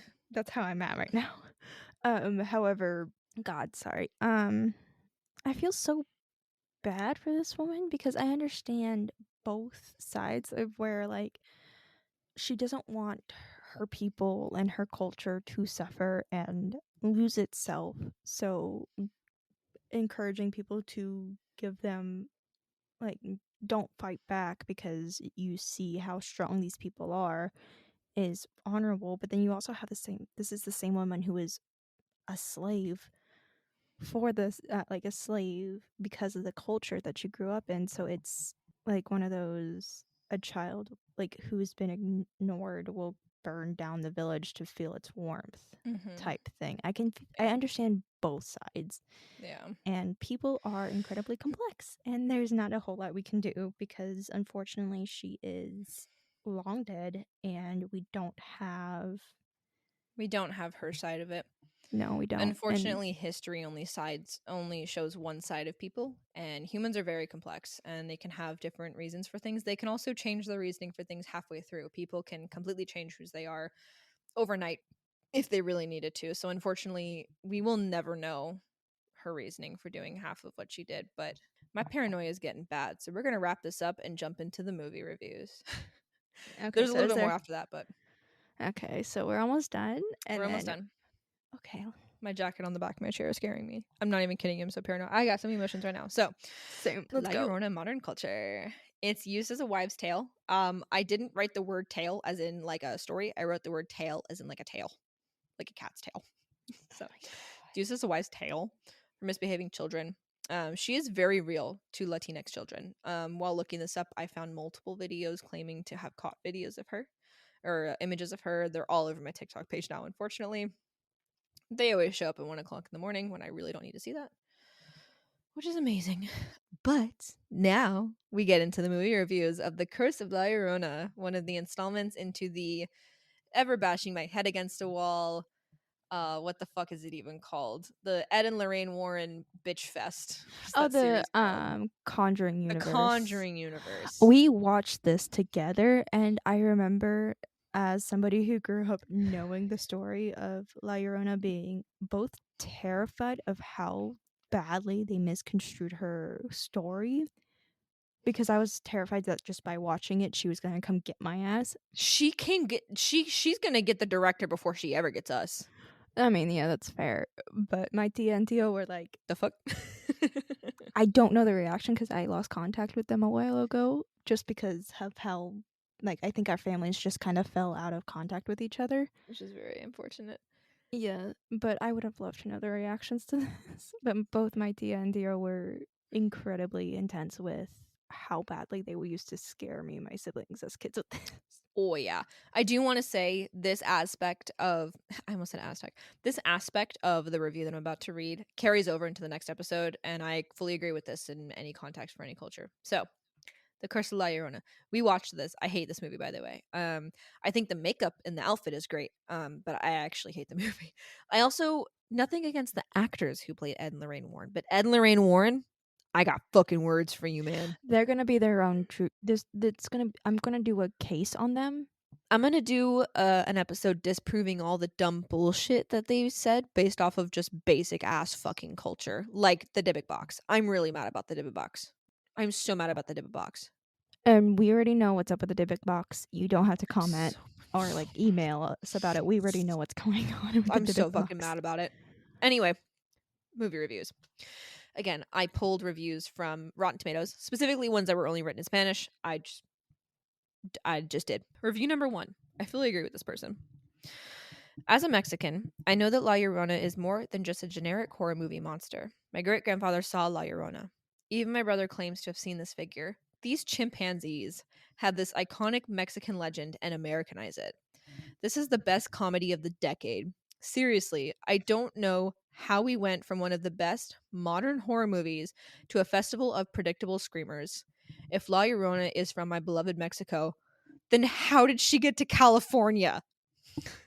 Besides, every time he has the children in front, or it pronouns, every time that she has the children in front of her, she only screams. Why doesn't she kill them? Damn, my girlfriend fell asleep halfway through the movie. The Curse of La Llorona is the worst movie in the Conjuring series. I know cinema in my country is crap, but don't you think that America Fuck Yeah is wanting to provoke a competition to see who makes the worst movie? I don't know who I forgot to put who this man was, but that's the funniest shit I've ever heard. The fact that the phrase "these chimpanzees" and "America fuck yeah" were in this review, and I'm so happy they translated properly. This is the funniest thing I've ever heard. I love this, and I love this ad. Okay, next review. I have 3 for you, but I think they perfectly summarize everything. Revisiting a popular legend typical of Latin countries, this version of La Llorona is appreciated for the scarce use of jump scaring, which would be all too easy for the film, and that instead is replaced with a good mix of action and anxiety. What is missing is the plot. Too similar to any movie that references ghosts and curses, with a lot of classic help from the church. Okay. This last one is short and sweet and exactly to the point. This is what happens when Latinos, sorry. This is what happened when Latinos can't tell their own stories. Hashtag Hollywood so white. I mean, yeah. Yeah. Anyway, a couple Yeah. last nothing else to say there. A couple last things before we wrap up this episode. There is something that I discovered. I could not find a lot of information about it, but I was absolutely enthralled with it. So there is La Ciocoro, Leyenda de la Llorona. It is a theatrical spectacle held every year since 1993. It was along a canal or river or something. It's very specific to this area. It tells the story of a woman warrior who swore vengeance against Spaniards and killed herself and her baby to avoid leaving her land and people. It's not technically a Day of the Dead celebration, I don't think. Like it happens around Day of the Dead, but it is not something that happens everywhere. I couldn't find videos of it. It was just briefly mentioned, but I thought that was the coolest thing in the world. I'd love to see it, but it did specifically reference the deity from the Aztec mythology with La Llorona, so I just wanted to add that that was a really strong connection there. Okay, in the comments, sorry, jumping over to the song real fast. I'm so sorry. We've got 2 more things to cover. What's your hot takes, real fast, on what we've heard so far before I move on to the song and the white woman phenomenon? Not the white woman, but the woman in white phenomenon. The white woman The white woman. phenomenon. You mean every public place ever? They all have the same fucking haircut and the same The fucking Starbucks attitude. phenomenon. God. No. Unfortunately, my brain decided to lose itself right when I was about to say something, so You gotta I'll lose figure it out. yourself in the music. It's Okay, like the sorry. moment you love. Anyway, continue. La Llorona, the song. A I gorgeous could. song. Hmm? A very gorgeous song. This song is beautiful. Now, I found this comment in the comments of the video of the song that I mentioned earlier. So I wrote physically cannot get over this cover and then put the name of the song. So this comment was left by CR-JW2MM. And he said, and I just wanted to take it from him personally. The song of La Llorona is a traditional Mexican song that describes a story of love and pain, which was popularized at the time of the Mexican Revolution and is a song written and born in the Zapotec community. According to the story, it's a young man from the original area this is from. He went to a party in a neighboring community and he met a girl so beautiful that she left the church wearing like a traditional gown. For a while he strove, or I think it translated from Spanish to English, so I think it's saying that he went to a party and saw her leaving the church in this beautiful gown. It's a religious costume or a regional costume. I don't know which one. For a while he just loved the woman, he wanted to be with her, and when he managed to get approval from her parents to marry her, he was actually sent to war. He told her something like, "This war is calling me because the peace of our country has been stolen. I'll return to you and our future family, and I will never stop loving you in this life and in death." The day of departure came, and when the young man said goodbye to his wife, tears were running through his eyes, and he was hurt by seeing his wife in pain as well. While talking to the young woman, he took both of her hands. While weeping, he told his wife that she was a crybaby because she did not stop crying, knowing that she might not see her husband again. Kisses and promises flew. This is exactly how he wrote it. Kisses and promises flew through the air, and he swore he would return for her from life and death with impunity. The girl also promised to wait for him no matter what happened.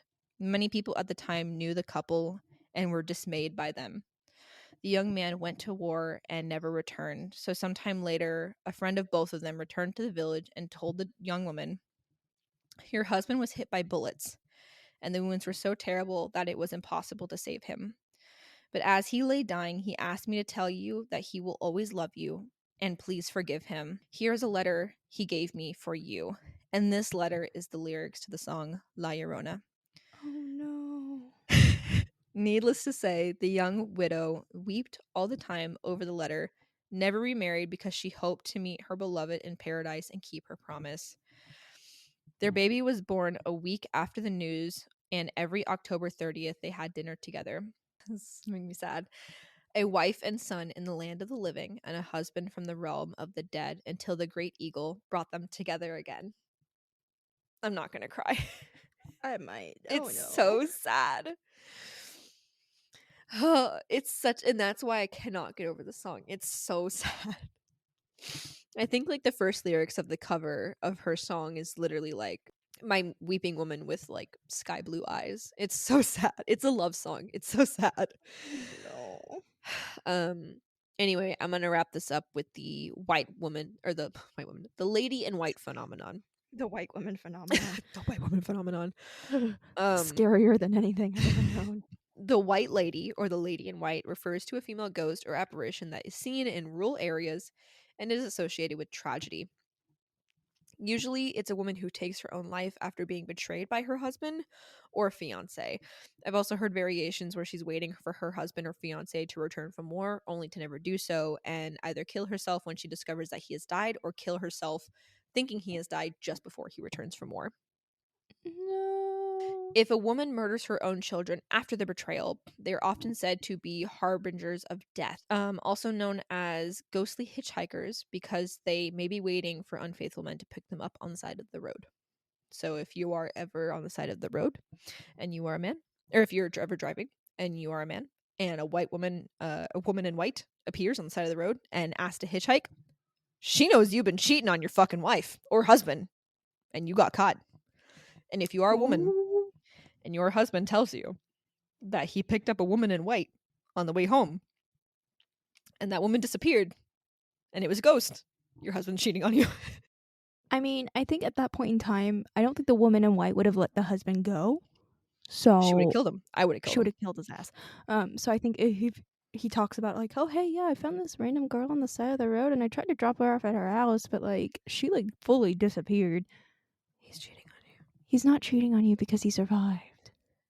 No, he's cheating on you. He's cheating on you because now you know, and now the ghost knows that you know.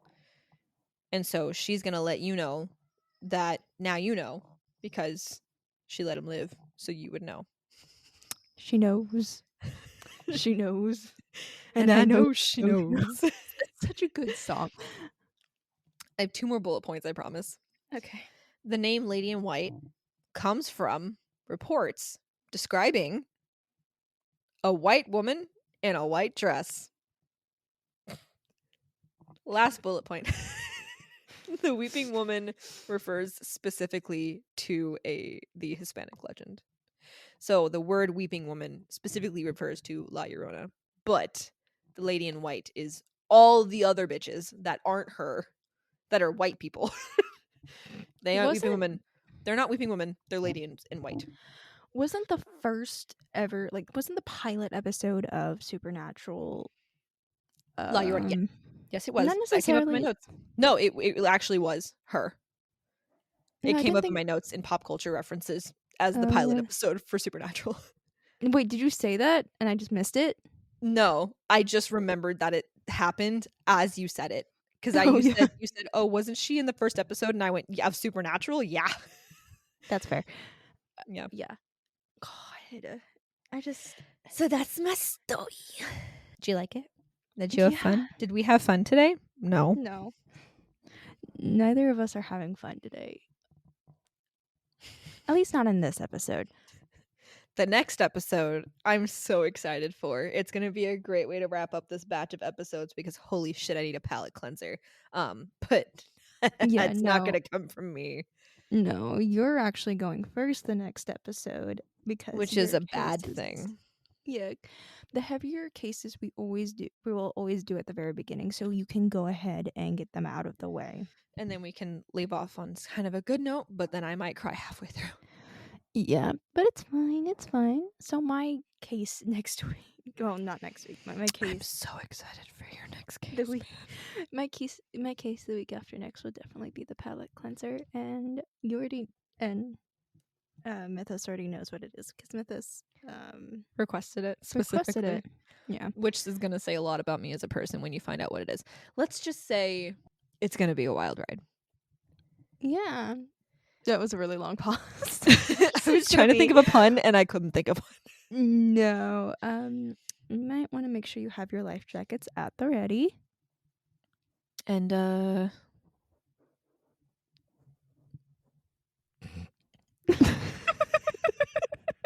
notification on my phone that says how to unionize ? Recommended CarMax. Oh, Reddit. Oh, Reddit, you are a cesspool of the human race. Give me a second. I'll think of a pun. I'll think of a pun. Waiting. Oh, this episode is going to be much shorter than the other one. Fuck Oppenheimer. That's all I have to say. Fuck Oppenheimer. You know what? Actually, no. This is going to be my little intro into the next episode, but I'm saying it now. Fuck Oppenheimer. I saw Barbie instead. And now that I've done my research, I'm so mad at Oppenheimer. I'm so pissed off at Oppenheimer. And it's not even, it is pertinent to the next episode, but not in the way that you think it is. I mean, it is obviously in the way that you think it is, but not in that way that you think it is. I hate this man so much. And I have opinions. I have so many opinions. That whole I am become death. I'm going to kick this motherfucker's ass. I'm sure he's dead by now. He better be, because Oppenheimer, if you're listening to this, I'm in your house right now. For legal reasons, that is a joke. For legal reasons, that is a joke. I'm 90% certain this man is dead. But if he's not dead, I am Probably. currently in the walls. They're in the walls. They're in the goddamn walls. There are few things that I really hate in this life, and there are few people that I really hate in this life, and Oppenheimer is one of them. If you can name someone that I do not personally know that I hate more than Oppenheimer, I will be surprised.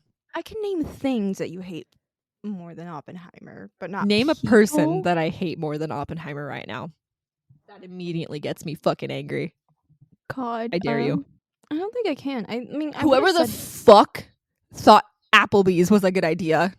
Who founded Applebee's? Who created Applebee's? Okay, we're not getting into this. We're not getting No, into who this. created Applebee's? We're okay. We have to end the episode. We have to end the episode. This will be for the Patreon people. Bill and TJ Palmer, I'm in your house. For legal reasons, that is a joke. For legal reasons, that is a joke. For anyone who's listening to this and it's like the special extra edition episode, I fucking hate Applebee's, and don't even get me started on IHOP. Oh. Okay, well, this have a good night, everyone. Oh my goodness, thank you for being here today. I hope you had so much fun. I hope that we all laughed and cried together and everything was perfect and no one did anything wrong and everything was great. And I hope you drink water at least twice today. And if your name is Oppenheimer, I'm in your house. Legal reasons, that is a joke. And if you are Bill and TJ Palmer, don't turn around. Turn around. Anyway, no, that is a joke. None of these people are listening to us. But I just threw a roll of toilet paper at the cat's heads. Why would you do that? Leave the cats alone. Okay. Do you want to know the honest answer, or do you just want to accept me and say that I did it? I'll ask after we end the episode. Please. Oppenheimer, I'm coming for you. Legal reasons, that is a joke. Is he alive? I have no idea. We're not going to find out. So, we'll see you soon. Keep learning and stay safe. Good night. Good night. You're so angry. Is he alive? No idea. He's dead. I'm coming for you, Oppenheimer. I know where you are.